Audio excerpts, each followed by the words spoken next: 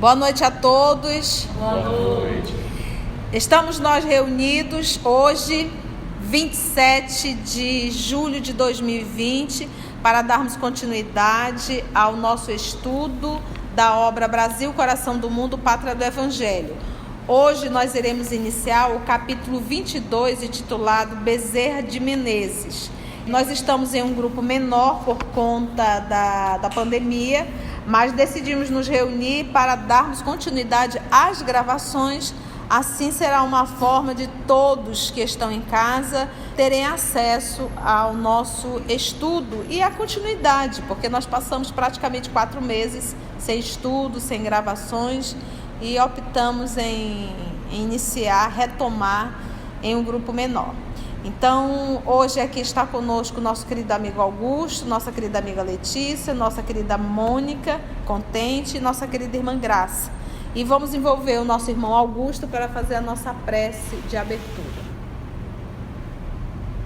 Amado Mestre Jesus, aqui nos encontramos reunidos em Teu nome e nesse momento te rogamos que Tu possas, através da espiritualidade amiga, nos intuir para que possamos beber dessa água que mata a nossa sede, que é os Teus ensinamentos. Que possamos, Mestre, amigo Jesus, intuídos pela espiritualidade amiga, internalizar todos os Teus ensinamentos que aqui obteremos. Obrigado, Mestre, por tudo que Tu nos dás, pelo nosso dia de hoje, e fica conosco, hoje e sempre, que assim seja. Então, gente, será muito bom para nós que estamos estudando o livro Brasil, Coração do Mundo, Pátria do Evangelho, irmos no nosso canal do YouTube e darmos uma estudada no último capítulo, que foi o capítulo 21, que falou exatamente fim do primeiro reinado, que foi o retorno necessário e quase obrigado de Dom Pedro I. E ele deixou o seu filho com 5 anos de idade, Dom Pedro II, para ser um futuro imperador. E quem ficou responsável pela regência, porque o imperador II ficou como um imperador regente, mas quem estava administrando tudo era José Bonifácio, tá? Então, vamos agora entrar num capítulo que vai retratar Bezerra de Menezes. Vamos lá. Capítulo 22. O século XIX, que surgira com as últimas agitações provocadas no mundo pela Revolução Francesa, lembrando a Revolução Francesa 1789 a 1799, foram exatamente 10 anos a Revolução Francesa. Então, no século XIX, que surgira com as últimas agitações provocadas no mundo pela Revolução Francesa, estava destinado a presenciar extraordinários acontecimentos. No seu transcurso, cumprir-se-ia a promessa de Jesus, que, segundo os ensinamentos do seu Evangelho, derramaria as claridades divinas do seu coração sobre toda a carne, para que o Consolador reorganizasse as energias das criaturas a caminho das profundas transições do século XX. Então, aqui ele já está preparando o caminho. Imagina, 1789, já chegando 1800, a aproximação da vinda do Consolador prometido. E o nosso querido Humberto de Campos, ele ressalva a citação de Jesus: derramaria as qualidades divinas do seu coração sobre toda a carne. Então, vamos ver aí a chegada. E quando a gente fala de transição, meus amigos, a gente tem que entender que a transição ela não começou agora, ela começou no século XIX, com a vinda do Consolador. A partir dali começaria esse movimento de transição. E o que hoje nós estamos vivendo é o momento da ebulição, é o momento que a transição está assim no ápice, onde nós estamos tendo nesse período um índice muito grande de exílio, em massa. Mal não haviam terminado as atividades das guerras, né, da triste missão de Bonaparte, e já o espaço se movimentava no sentido de renovar os surtos de progresso das coletividades. Assembleias espirituais reunindo os gênios inspiradores de todas as pátrias do orbe. Presta atenção, gente, nisso aqui. Assembleias espirituais reunindo os gênios inspiradores de todas as pátrias do orbe eram levadas a efeito nas luzes do infinito para a designação de missionários das novas revelações. Em uma de tais assembleias, presidida pelo coração misericordioso e augusto do Cordeiro, que é o nosso Senhor Jesus, fora destacado um dos grandes discípulos do Senhor, para vir à terra com a tarefa de organizar e compilar ensinamentos que seriam revelados. De quem que ele está falando? De Kardec. Agora, o mais interessante, nesse caso aqui é Kardec, o mais interessante é a gente parar para pensar nas frases que Humberto de Campos vai revelando. Discípulo é o aluno, é o estudante, é o seguidor. Apóstolo é o que já aprendeu e aquele que ensina, é o que leva a mensagem. Por isso que o Paulo era chamado o apóstolo da gentilidade. Foi aquele que levou a mensagem, foi aquele que foi ensinar a mensagem. Discípulo é o estudante, é o seguidor. E aqui ele diz assim, olha, eu vou voltar.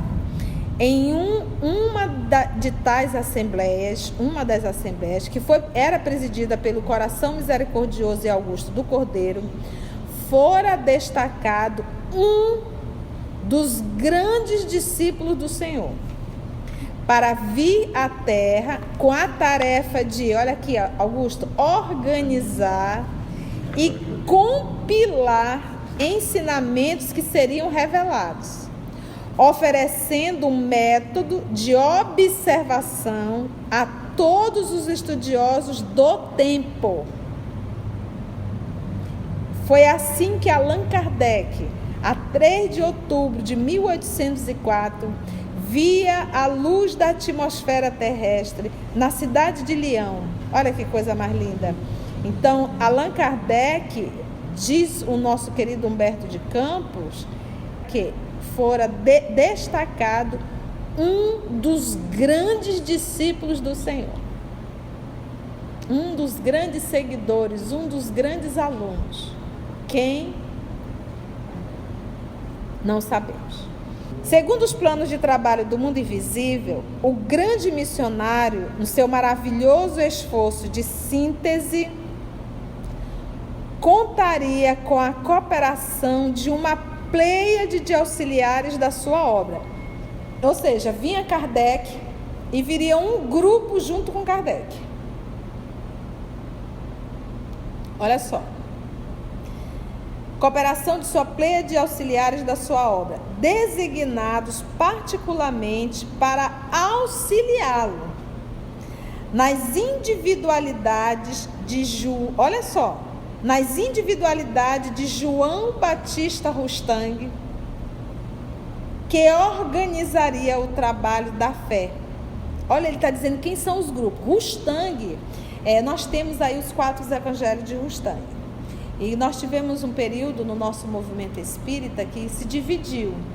Então era um grupo que concordava com o evangelho de Rustang e um grupo que discordava do evangelho de Rustang.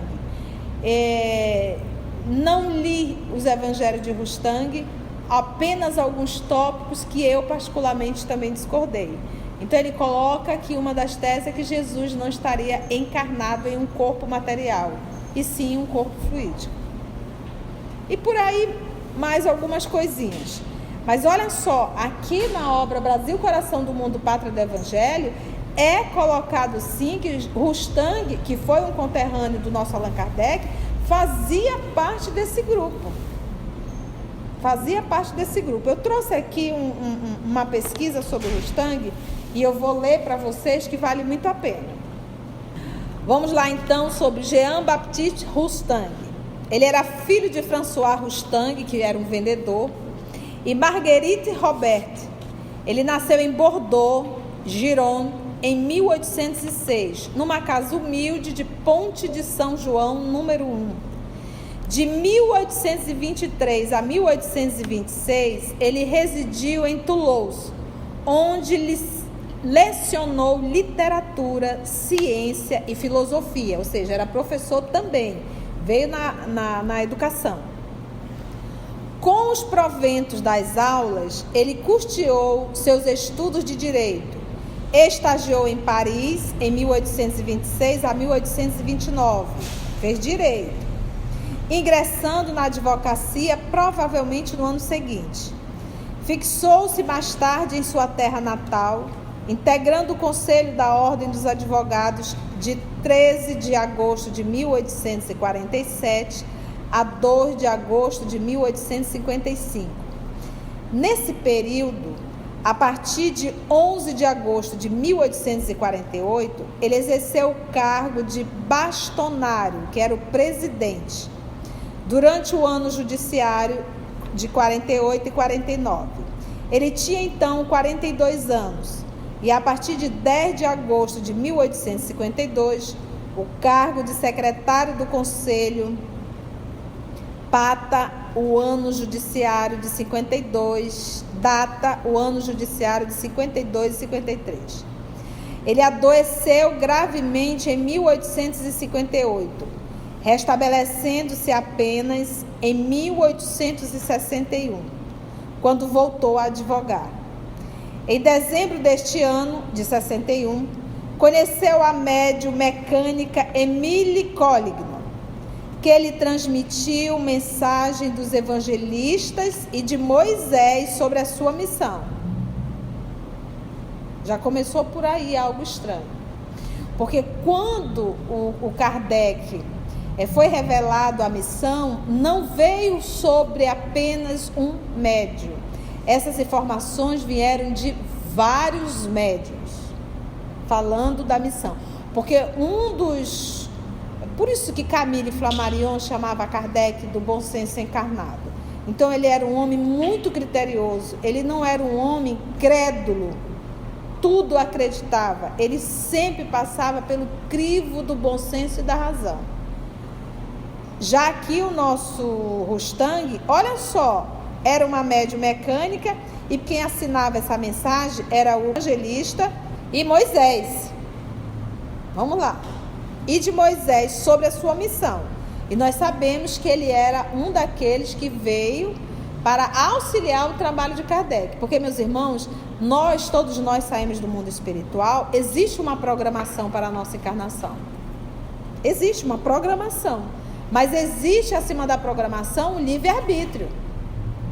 Então a programação é aquilo que eu paro, eu sei para onde eu vou viajar. E eu programo tudo que eu vou fazer. Mas eu posso chegar lá e não fazer tudo que eu programei na minha viagem. Então a mesma coisa é a programação da reencarnação. Quando nós saímos de lá, existe uma programação que eu posso estar ciente ou não. Se eu for um espírito que estou no estado de loucura no mundo espiritual, eu não tenho como compreender qual será a minha missão na Terra. Aí os espíritos superiores organizam e vão nos conduzindo e nos inspirando.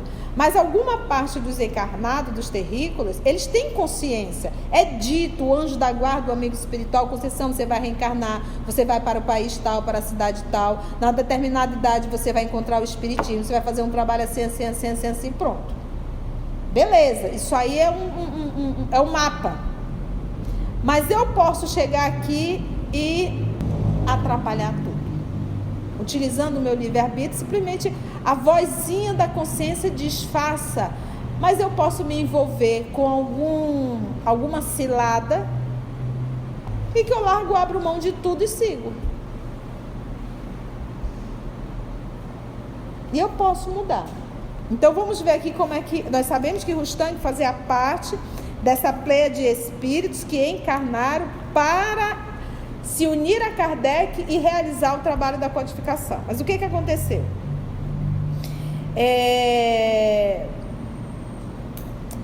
Uma médium mecânica, Émile, que ele transmitiu mensagem dos evangelistas, era mais de um, e de Moisés sobre a sua missão.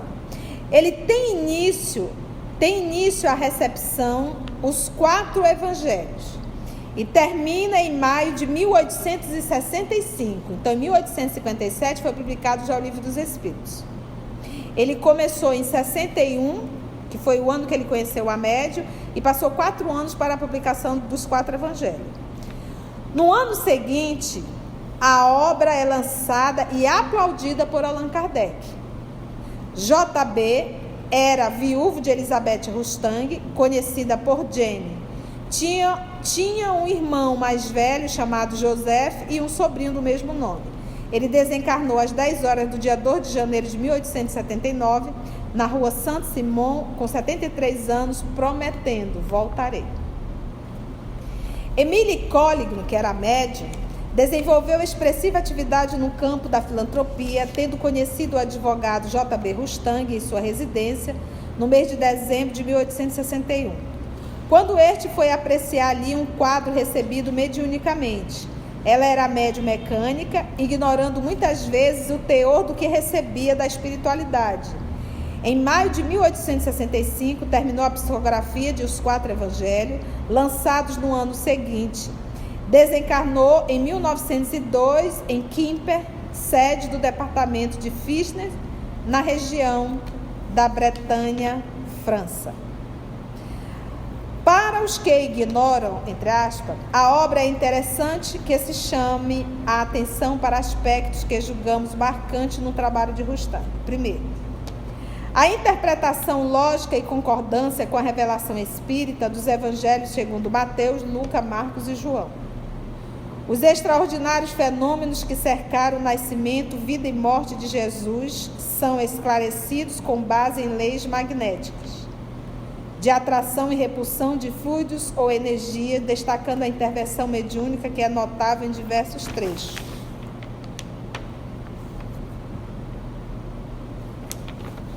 Segundo, a famosa questão da queda espiritual, porque ele também retrata a história de que você pode só evoluir no mundo espiritual. Aí, que é o que está lá no Antigo Testamento, que é a queda é o anjo decaído. Aí, como você falhou em algum canto no mundo espiritual, em algum mundo, aí você precisa reencarnar. Isso não está de comum acordo com o que a gente estuda nas obras básicas.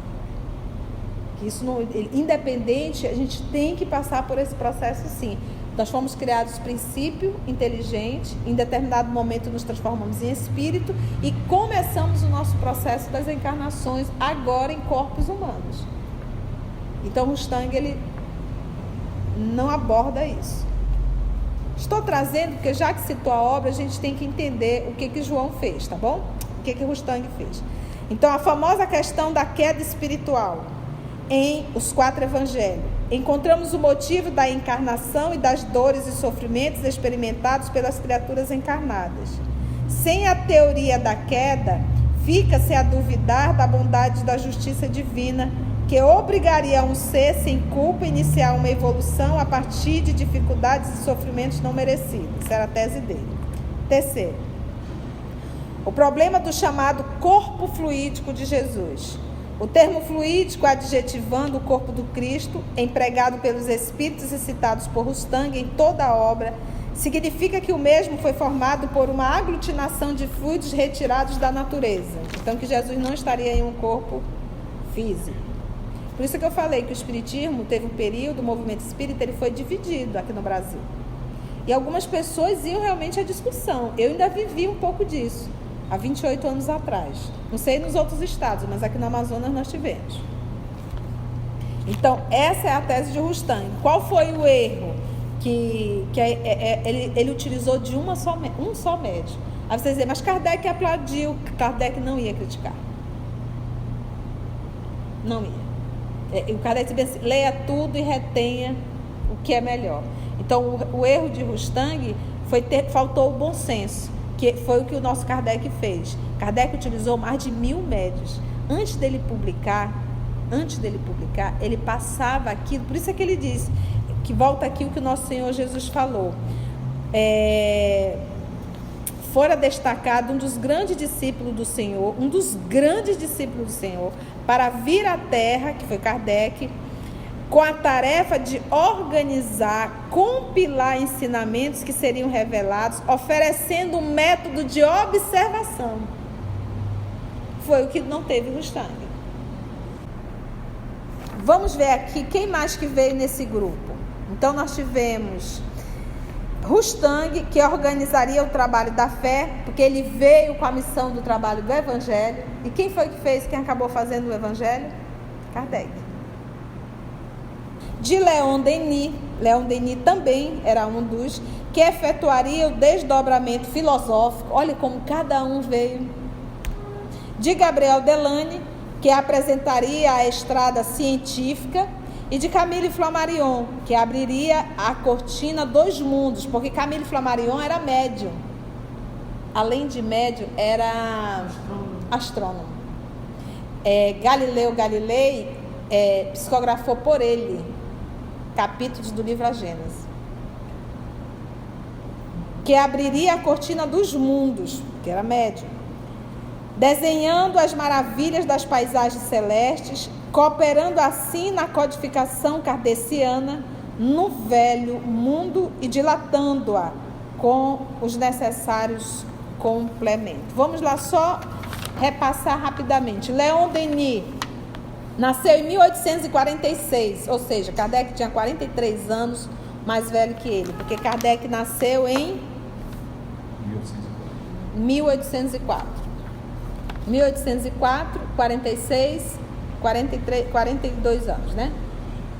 E desencarnou em 1927.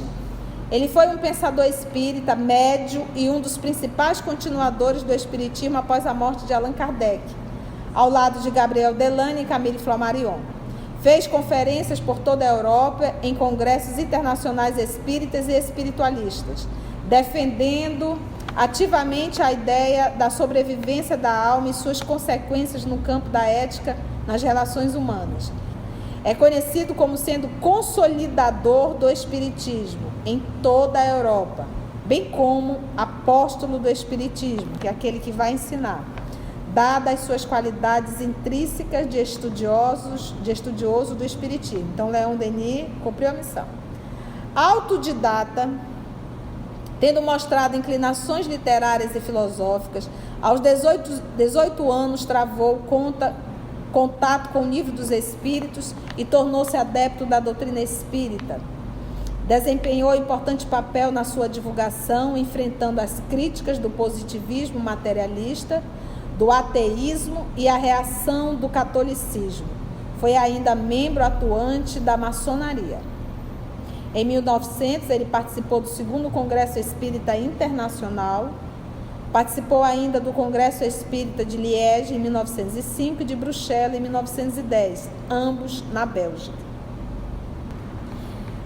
A partir de 1910, a sua visão começou a diminuir, mas isso não impediu que prosseguisse no trabalho de defesa da existência e sobrevivência da alma.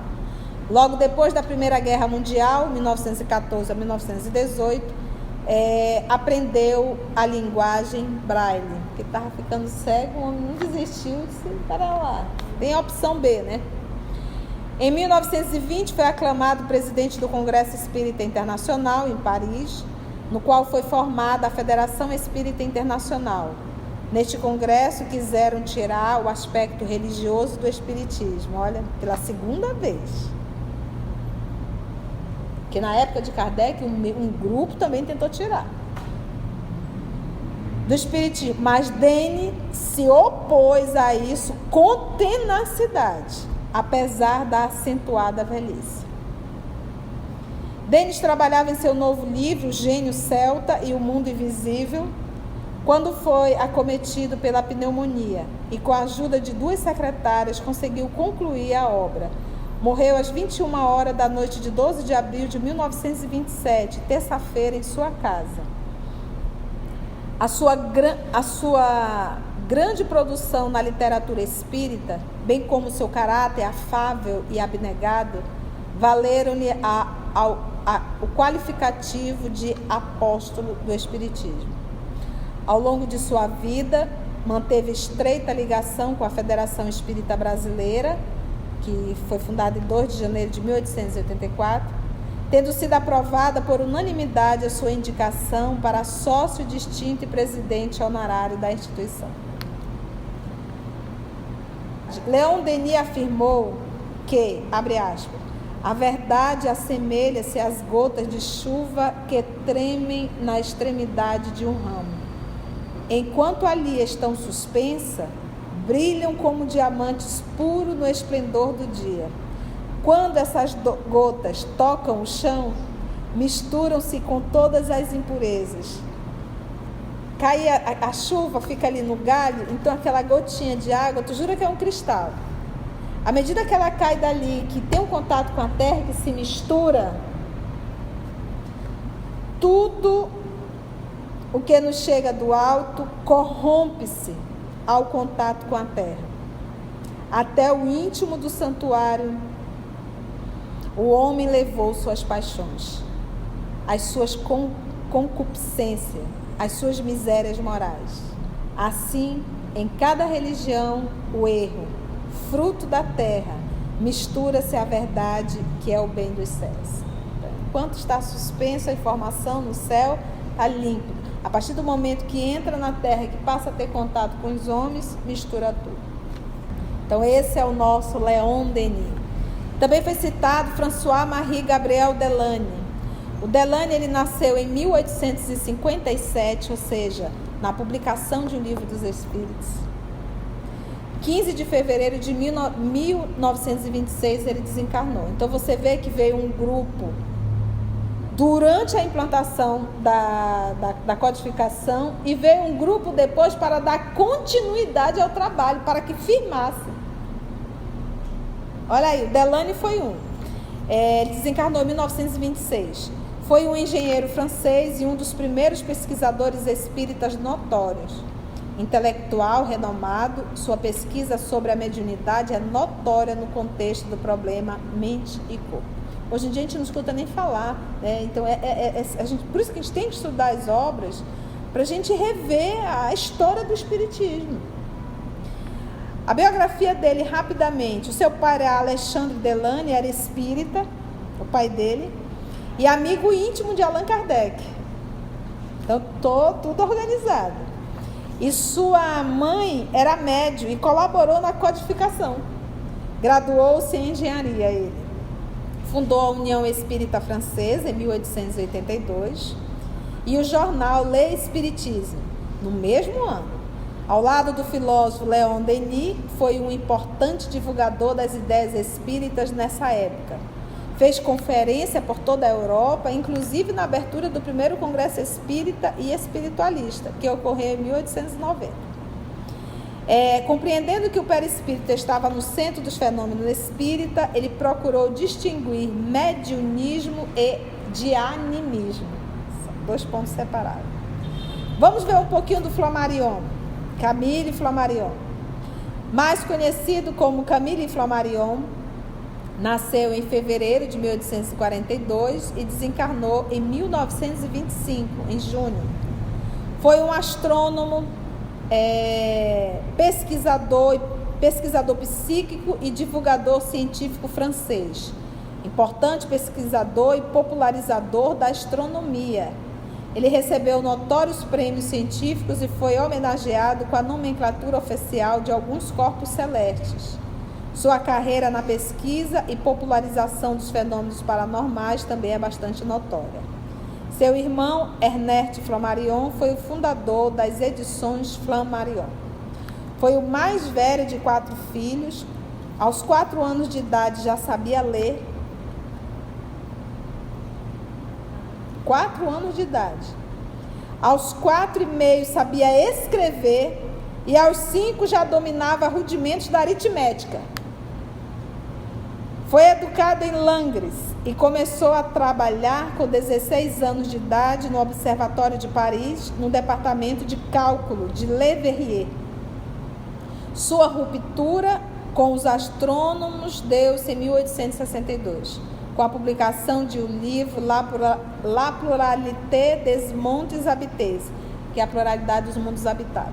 Então aí a ciência rompeu com ele, os colegas. Está doido, bateu o cabeção. Por isso que ninguém estuda Camille Flammarion nas escolas, porque ele foi realmente excluído por acreditar na existência dos mundos, mas com habitação, pessoas habitando esses planetas. Sua ruptura, então, a partir desta época, Flammarion começou a escrever livros populares de astronomia que foram traduzidos para diversas línguas. Uma de suas obras mais conhecidas é a Astronomia Popular, em 1880, que é o desejo de fazer com que todos conheçam. O espírito da terceira ordem, ele quer reter conhecimento, ele não quer ensinar. O espírito da segunda e da primeira, ele quer sim, ele quer simplificar o máximo possível para todo mundo compreender. A partir dessa época, Flammarion começou a escrever então livros populares. Uma de suas obras mais conhecidas é a Astronomia Popular, em 1880. Ele escreveu e editou uma série de revistas científicas e astronômicas. No fim de sua vida, escreveu sobre pesquisa de física. Em 1883, Flammarion fundou o Observatório, dirigindo pelo resto de sua vida, incentivando o trabalho de observadores amadores.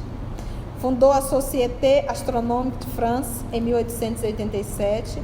Seus trabalhos para a popularização da astronomia fizeram com que fosse agraciado, em 1902, com o prêmio da Legião de Honra.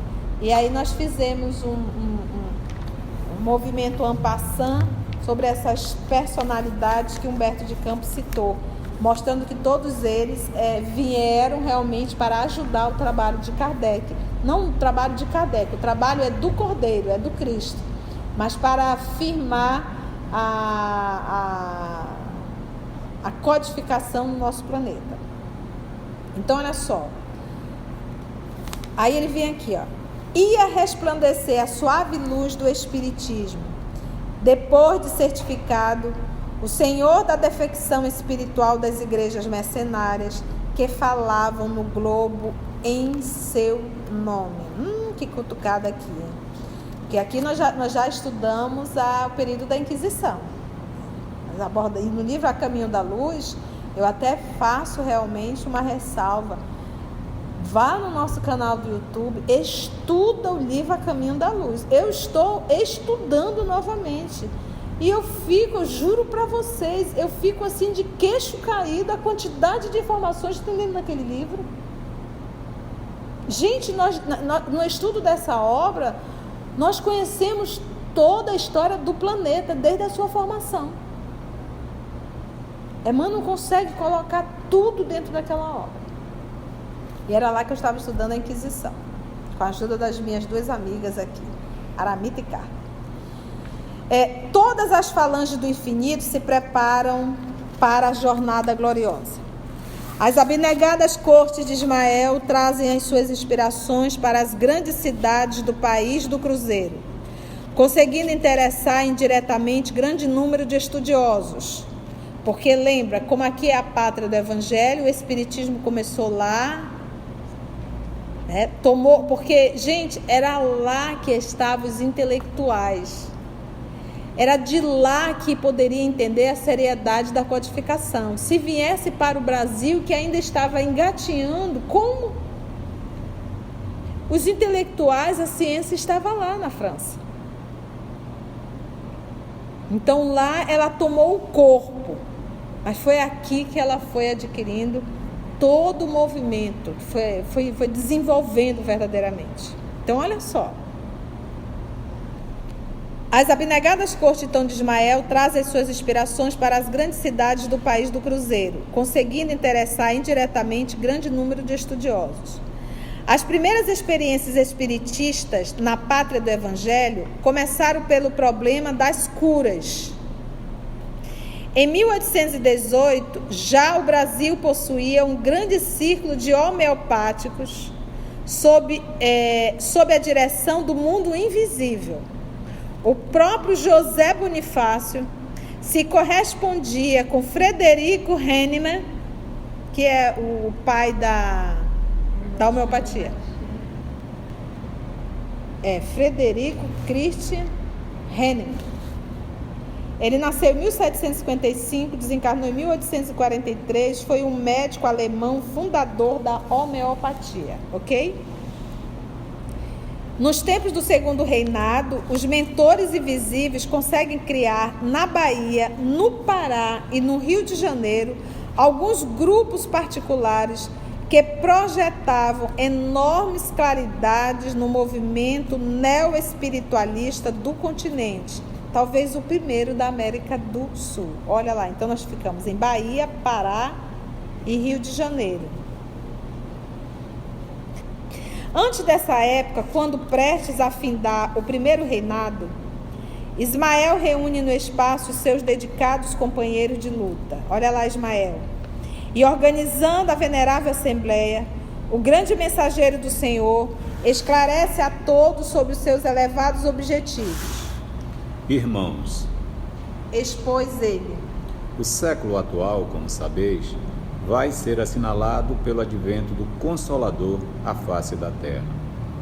Nestes 100 anos se efetuarão os grandes movimentos preparatórios dos outros 100 anos que hão de vir. Então vamos lá, 1839 a 1939. Tá aqui a data que ele está aqui. Eu fui fazendo as continhas. E o segundo é que ele diz mais 100 anos, até 2039. Antes dessa época, quando preste a findar do primeiro reinado, quando foi que findou o primeiro reinado? 1839, ok? Estamos juntos? 1839, findando o primeiro reinado. Ismael reúne no espaço seus dedicados companheiros de luta, no fim do primeiro reinado, e organiza a venerável assembleia. O grande mensageiro do Senhor esclarece a todos sobre seus elevados objetivos. Então, parte aí, final do primeiro reinado, 1839. Irmãos, expôs ele. O século atual, que é o século que eles estão, século XIX, então 1839, como sabeis, vai ser assinalado pelo advento do codificador. Porque lembra que Kardec nasceu em 1804. Mas com 50 anos foi que ele foi convidado para assistir um trabalho de comunicações dos espíritos. E ali começou em 1857 a publicação de O Livro dos Espíritos. Então vamos lá. Vai ser assinalado pelo aparecimento do Consolador à face da Terra. Nestes 100 anos, ou seja, de 1839 a 1939, aí veio o nosso Chico. Nosso Chico encarnou em que? Qual foi a data do Chico? 1900 e quanto? 1910. Em 1939 já estava sendo publicado Nosso Lar. Essa obra aqui. Tá para ti? Vamos lá. Então, nestes 100 anos se efetuarão os grandes movimentos preparatórios dos outros 100 anos, que é o quê? De 1939 a 2039. Então, todos esses dois séculos primeiros, de 1800 a 1900, esses 100 anos, esse primeiro século, foi para preparar para o 2039. Preparatório dos outros 100 anos que hão de vir. As rajadas de morticínio e de dor avassalarão a alma da humanidade no século próximo, dentro dos imperativos das transições necessárias, que serão um sinal do fim da civilização precária do Ocidente. Faz-se mister, amparemos o coração atormentado dos homens nessas grandes amarguras, preparando-lhes o caminho da purificação espiritual através das sendas penosas. É preciso, pois, preparemos o terreno para sua estabilidade moral nesses instantes decisivos dos seus destinos. Numerosas fileiras de missionários encontram-se disseminadas entre as nações da terra, com o fim de levantar a palavra da boa nova do Senhor, esclarecendo os postulados científicos que surgirão neste século, nos círculos da cultura terrestre. Uma verdadeira renascença das filosofias e das ciências se verificará no transcurso destes anos, a fim de que o século XX seja devidamente esclarecido como elemento de ligação entre a civilização em vias de desaparecer e a civilização do futuro, que assentará na fraternidade e na justiça, porque a morte do mundo, prevista na lei e nos profetas, não se verificará por enquanto, com referência à constituição física do globo, mas quanto às suas expressões morais, sociais e políticas.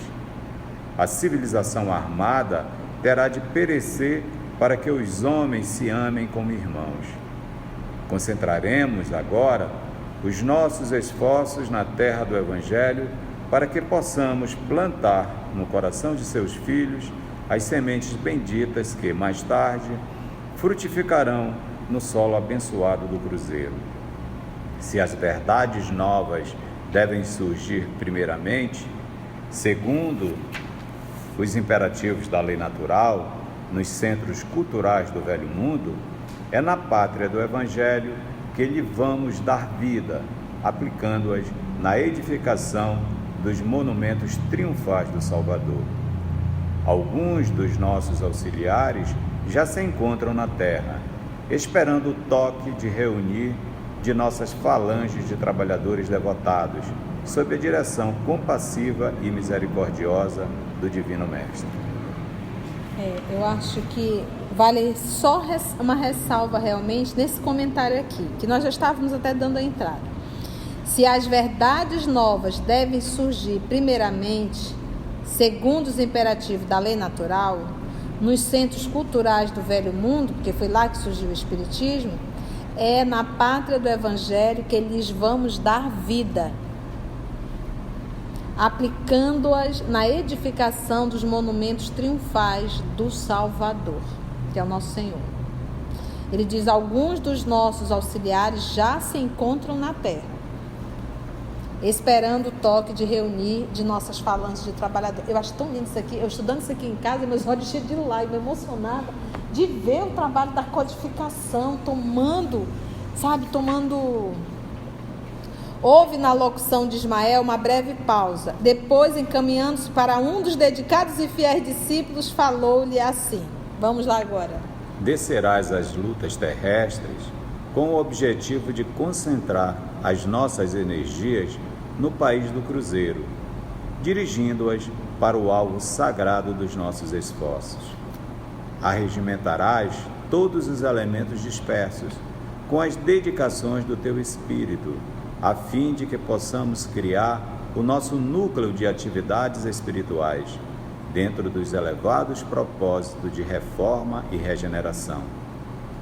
Não precisamos encarecer aos teus olhos a delicadeza dessa missão, mas, com a plena observância do Código de Jesus e com a nossa assistência espiritual, pulverizarás todos os obstáculos à força de perseverança e de humildade, consolidando os primórdios de nossa obra, que é a de Jesus, no seio da pátria do seu Evangelho.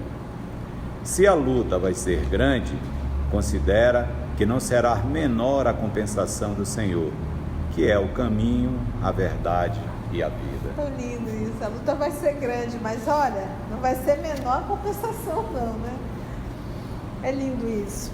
Havia em toda a Assembleia Espiritual um divino silêncio. O discípulo escolhido nada pudera responder, com um coração palpitante de doces e esperançosas emoções.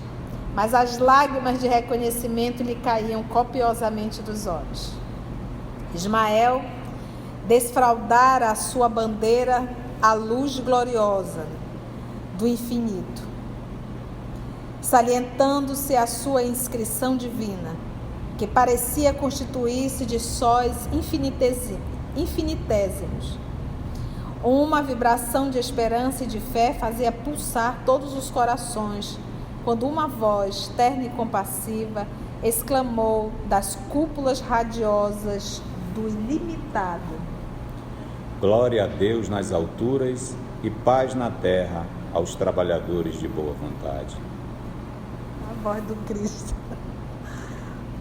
Ai, ai, voz direta, assim, uma reunião com Ismael, de repente vem aquela voz, relâmpagos de luminosidade estranha e misericordiosa clareavam o pensamento de quantos assistiam ao maravilhoso espetáculo, enquanto uma chuva de aromas inundava a atmosfera de perfumes balsâmicos e suavíssimos.